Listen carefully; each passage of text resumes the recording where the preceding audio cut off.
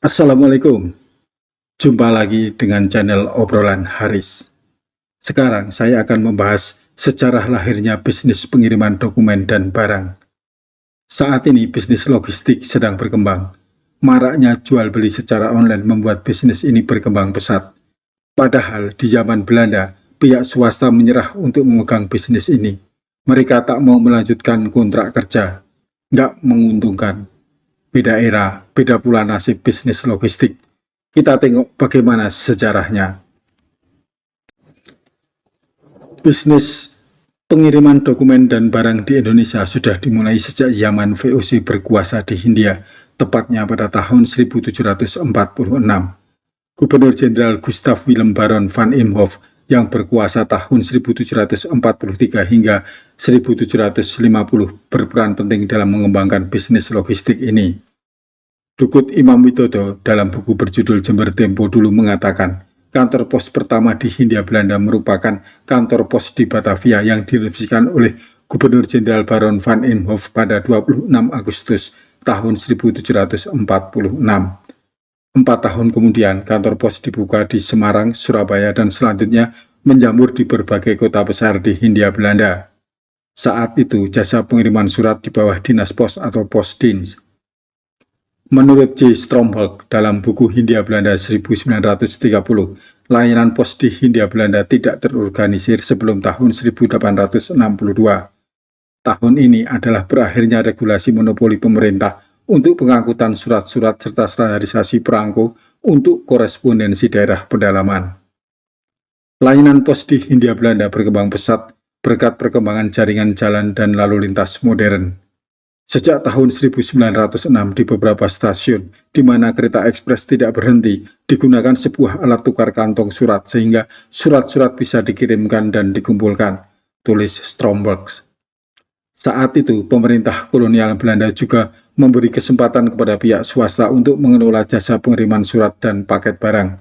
Antara tahun 1840 hingga 1860, jasa layanan pos diborongkan kepada J. Montaut senilai 200 gulden sebulan. J. Montaut menugaskan para kusirnya untuk mengirim surat dan paket dari Surabaya ke Pasuruan, Probolinggo, dan berbagai daerah lainnya. Namun, setelah menghitung pemasukan dan pengeluaran, Montaut menghentikan kontrak pengiriman surat dan barang dari pemerintah Hindia Belanda pada tahun 1863. Ternyata lebih menguntungkan mengangkut orang, sehingga ia beralih ke bisnis tersebut. Pengiriman surat dan paket barang pun kembali menjadi tanggung jawab pemerintah kolonial. Guna meminimalkan beban pengeluaran, pemerintah menginstruksikan para bupati untuk merawat jalan, gardu-gardu pos, kuda-kuda pengganti, dan menjaga keamanan kereta-kereta pos yang melintasi wilayahnya. Para bupati membebankan tugas itu kepada penduduk. Rakyat diperintahkan untuk mencari rumput dan dedak buat makanan kuda. Jika ada kuda penarik kereta pos sakit atau terluka, maka rakyat pun harus mencari gantinya, tulis Dukut. Tak hanya itu, bila ada kereta pos yang rusak, rakyat juga harus ditugaskan untuk memperbaiki tanpa dibayar. Menurut Dukut, baru pada tahun 1857, semua hasil jerih payah rakyat harus dibayar. Bersamaan dengan pembangunan jalur rel kereta api di sejumlah wilayah di Pulau Jawa pada akhir abad ke-19, pengiriman surat dan paket barang tak hanya mengandalkan kereta pos, tetapi juga melalui kereta api. Pada masa peralihan dari era Gubernur Jenderal James Loudon tahun 1872 sampai 1875 ke Johann Wilhelm van Landsberg yang memerintah tahun 1875 sampai 1881, Dinas Pos digabung dengan Dinas Telegraf dengan status jabatan milik pemerintah. Nama institusinya pun menjadi Post and Telegraph Dienst. Tahun 1877, Dinas Pos dan Telegraf Hindia Belanda tergabung sebagai anggota Union Postal Universal, yakni terhubung dengan pengiriman surat dan barang secara internasional. Adapun Union Postal Universal didirikan di Inggris pada tahun 1874.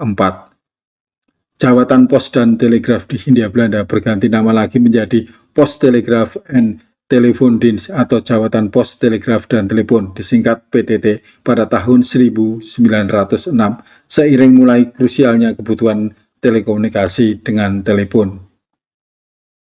Bahkan menurut Sternberg, sejak 1 November 1928, layanan pos udara harian yang tidak beroperasi pada hari Minggu dan hari libur hari raya telah diselenggarakan antara Weltevreden kini Jakarta Pusat di Batavia dan Semarang serta antara Weltevreden dan Bandung. Sedangkan layanan pos udara harian antara Weltevreden dan Surabaya serta antara Weltevreden dan Palembang diadakan sejak November 1929.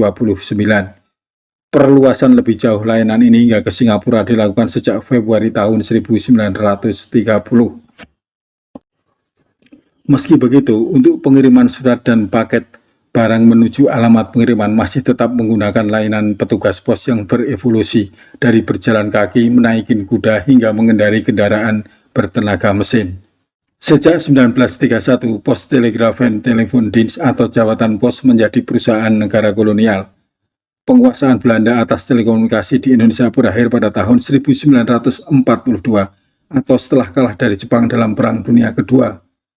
Wilayah Indonesia pun diduduki pemerintah militer Dainippon sejak saat itu. Pada masa pendudukan Jepang, semua pegawai PTT yaitu Pos Telegraf dan Telepon Belanda ditangkap. Semua pekerjaan diserahkan kepada bangsa Indonesia dari bawah sampai pimpinan.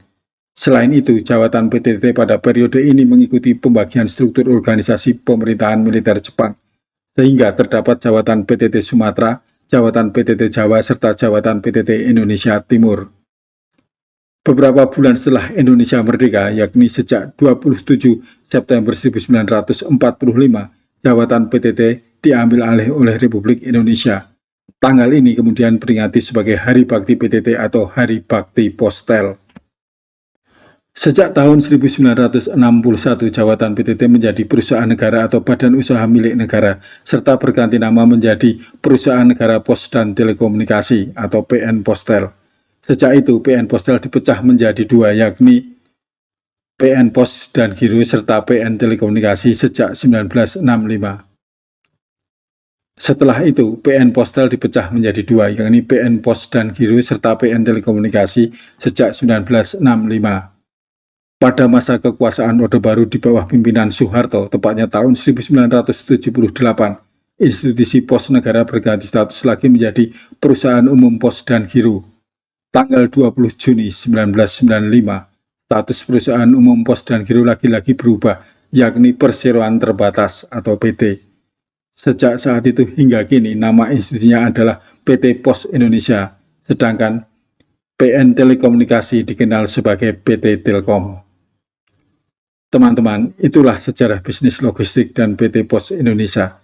Jika dulu swasta enggan menggeluti bisnis logistik, kini perusahaan swasta lebih gesit memanfaatkan peluang bisnis pengiriman barang berkat maraknya jual beli online.